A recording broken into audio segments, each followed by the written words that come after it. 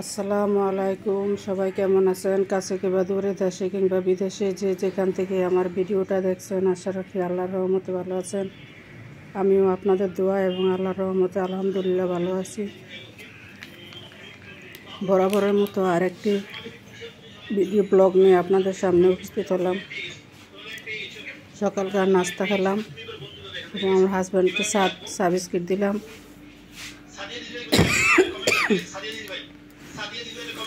ঠান্ডা ভালো হইতেছে না,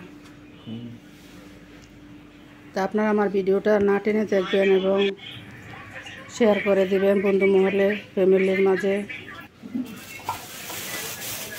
এবং সাবস্ক্রাইব করে দিবেন। অলরেডি যারা করে দিয়েছেন তাদেরকে অসংখ্য অসংখ্য ধন্যবাদ, আর যারা করেন নাই তারা সাবস্ক্রাইব করে দিবেন। তো আজকে কী রান্না করব, রান্না করার জন্য লাউ আর লাল শাক নিয়ে আসছি।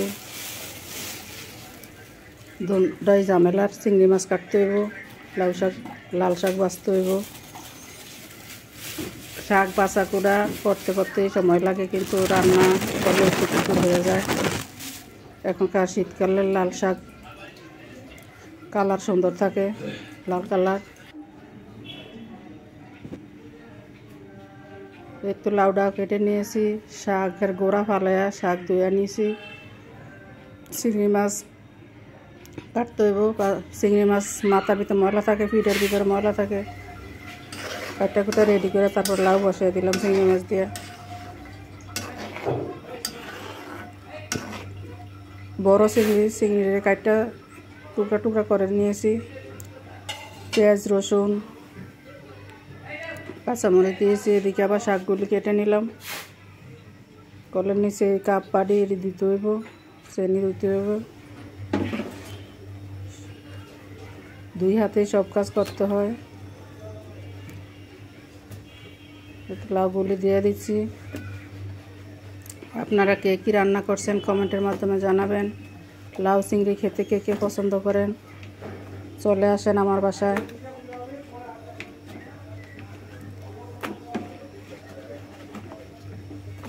এখনকার লাউ কোনো দিন হলে সিদ্ধ হয়ে একদম নরম হয়ে যায়, আবার কোনো দিন হলে লাউ শক্ত শক্ত থাকে।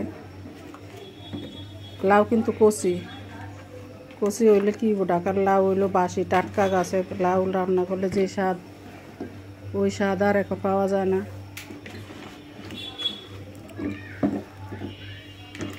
তো আপনারা কেমন আছেন কমেন্টের মাধ্যমে জানাবেন। কে কী রান্না করছেন কমেন্টে জানাবেন।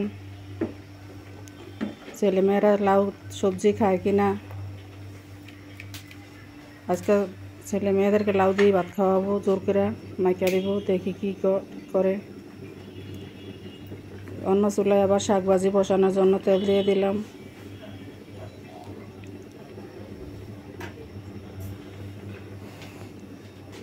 তেলের ভিতরে পেঁয়াজ, রসুন, কাঁচামরিচ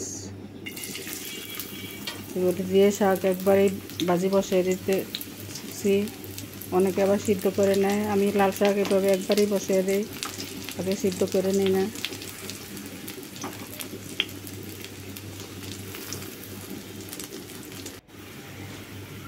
আমার পেঁয়াজ হয়ে গেছে, শাক দিয়ে দিবি।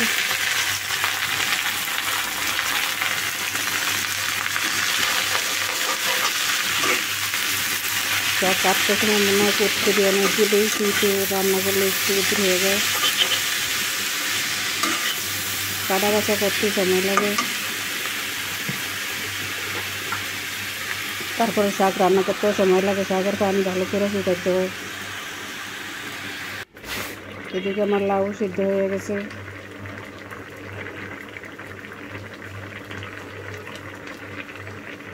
লাউ একটু সাদা সাদা করে রান্না করলে ভালো লাগে। ড্রাগন ফল খেলাম। লাল শাক ভাজি হয়ে গেছে, কড়াই থেকে বেড়ে নিলাম বাটিতে। লাউ বাগার দিব, কেউ বাগার দিব বলে, কেউ ফোড়ন দিব বলে।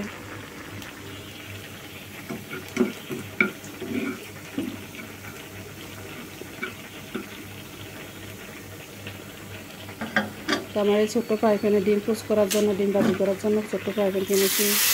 বাগার দিতে ভালো, ডিম পোস্ট করলে সুন্দর করে ইয়ে হয়। পোলাও বাগার দিয়ে দিলাম। পোলাও হয়ে গেছে, নামিয়ে নেব।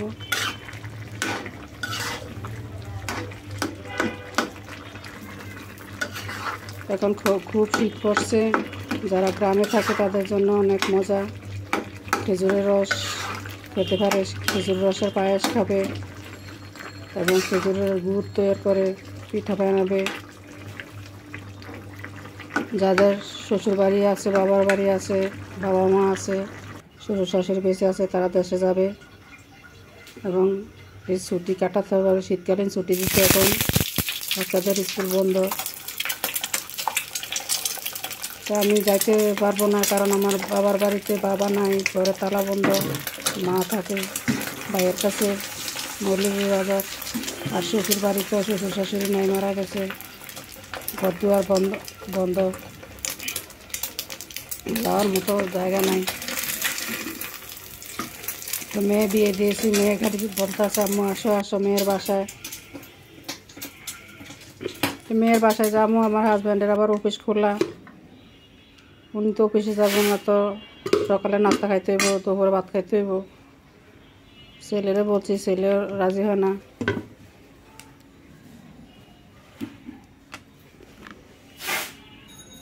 আজকে কি রান্না বান্না করলাম, ভাত রান্না করছি, লাউ রান্না করছি, শাক ভাজি, আর কালকার ডাল গরম করে বাটিতে নিয়ে নিছি।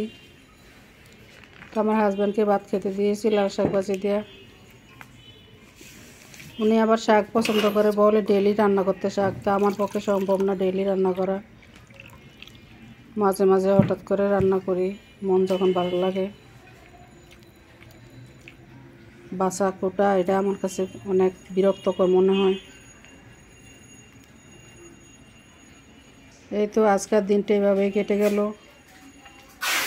সকালে উঠে নাস্তা বানিয়েছিলাম, তারপর কাজের খালা আসছে, কাজের খালা ঘর মুছছে, বাথরুম পরিষ্কার করছে, গতকালকে আসে নাই। এখানে বিদায় নিলাম। আসসালামু আলাইকুম, ভালো থাকবেন।